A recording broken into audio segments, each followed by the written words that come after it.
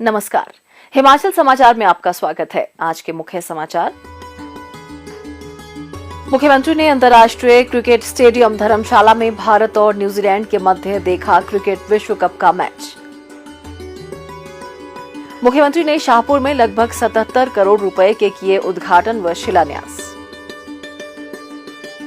प्रदेश सरकार ने सफेदा, पॉपुलर व बांस की लकड़ी व कुठ को प्रदेश से बाहर ले जाने पर लगी रोक हटाई।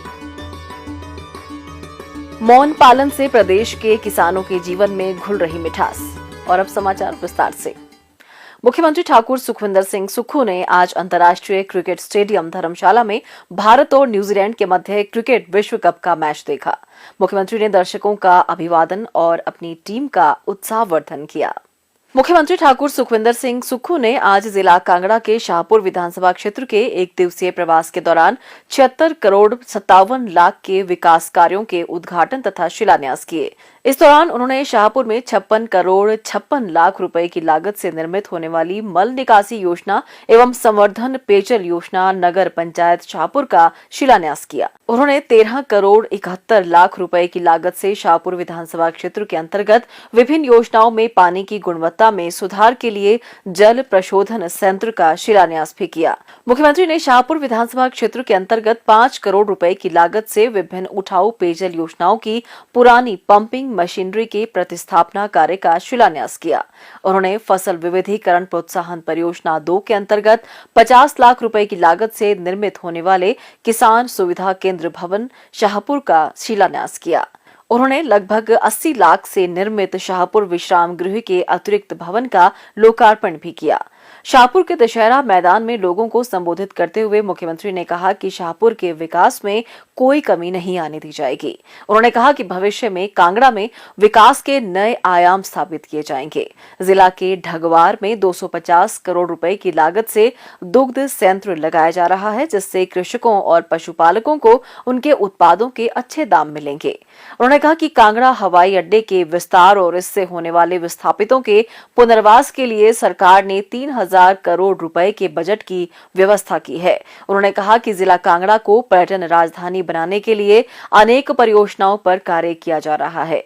देहरा के बनखंडी में 400 करोड़ रुपए की लागत से जूलॉजिकल पार्क का निर्माण किया जाएगा। पौंग बांध क्षेत्र में पर्यटन गतिविधियों को बढ़ावा देने के लिए वाटर स्पोर्ट्स और संबद्ध गतिविधियों को शुरू किया जाएगा।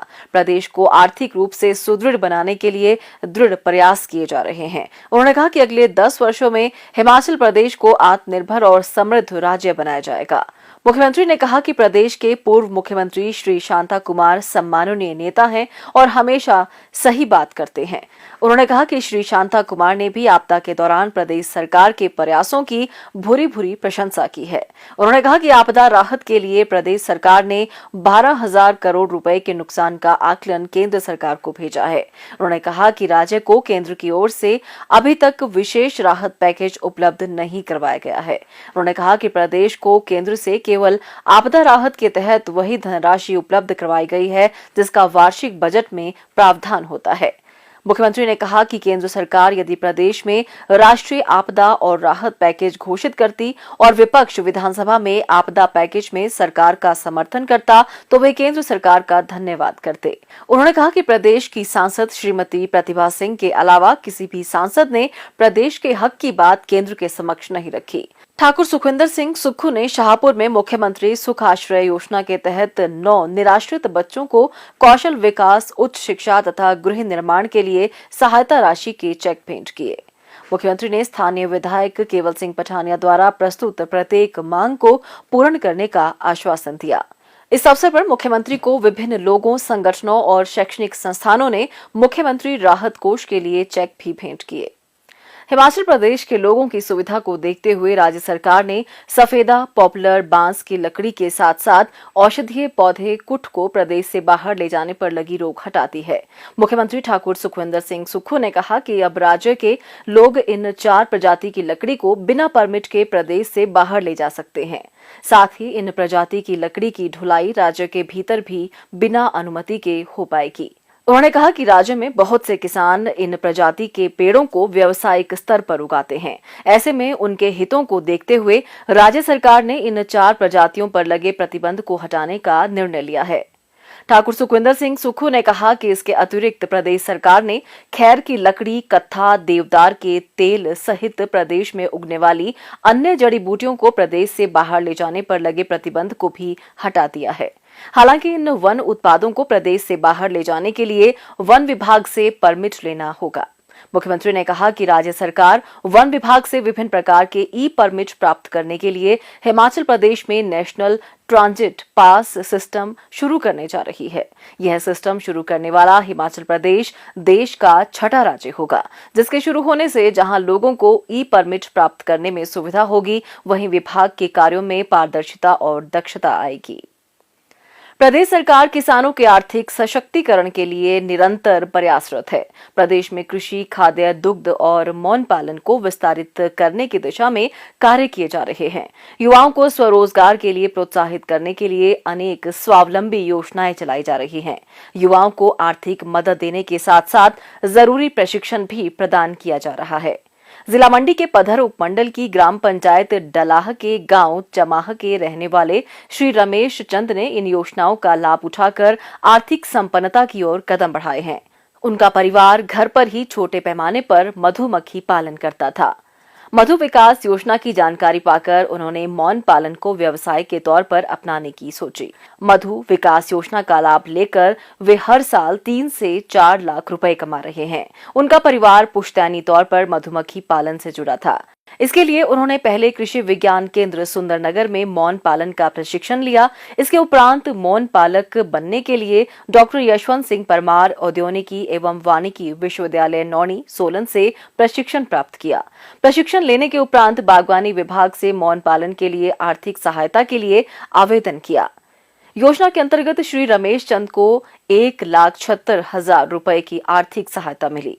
वे एपी, सेंडा व एविस प्रजाति की मधुमक्खियों का पालन कर रहे हैं। इनसे वर्ष में 2 बार शहद मिलता है, जिसमें एक बार में ही लगभग 2 क्विंटल तक शहद प्राप्त हो रहा है। एपी सिनिडा मधुमक्खी, जिसे लोकल मधुमक्खी भी कहते हैं, का शहद 700 रुपए प्रति किलोग्राम तथा एविस मधुमक्खी का शहद 450 रुपए प्रति किलोग्राम की दर से बेचा जाता है। इसके साथ ही वह मधुमक्खी पालन में प्रयोग होने वाले बॉक्स को भी 6,000 रुपए प्रति बॉक्स की दर से बेचते हैं। हमारे पास दोनों प्रकार से मधुमक्खी का पालन हो रहा है। एक पुराने जो तौर तरीके हमारे ट्रेडिशनल, जिसे हम बाल हाइव कहते हैं, उसी प्रकार से भी हम मधुमक्खी का पालन कर रहे हैं। और दूसरा जो साइंटिफिक वैज्ञानिक बॉक्स है, उसके ऊपर भी हम काम कर रहे हैं। हमारे पास मधुमक्खी की 100 के आसपास कॉलोनियाँ हैं। इस व्यवसाय से हम शहद बेचकर लोकल मार्केट में अपने कुछ मधुमक्खी की फ्रेमें बेचकर और बॉक्स बेचकर सालाना 4 से 5 लाख की इनकम कमा रहे हैं। बेरोजगार भाइयों से आग्रह रहेगा कि सरकार के द्वारा चलाई जा रही ऐसी योजना का लाभ उठाकर अपने लिए रोजगार प्राप्त कर सकते हैं। ऐसी योजना चलाने के लिए मैं हिमाचल प्रदेश सरकार का और माननीय मुख्यमंत्री जी का बहुत बहुत धन्यवाद करता हूँ। प्रदेश में किसानों को मौन पालन के लिए प्रोत्साहन प्रदान किया जा रहा है। मधुमक्खी पालन में शहद के अलावा भी कई अन्य उत्पाद तैयार किए जा सकते हैं। इन उत्पादों की भी बाजार में अच्छी कीमत मिलती है।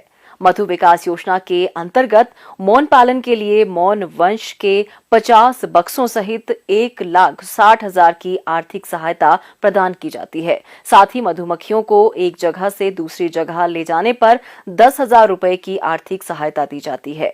मौन पालन में काम आने वाले उपकरणों की खरीद पर भी 80% सब्सिडी या 16,000 रुपए की आर्थिक सहायता दी जाती है।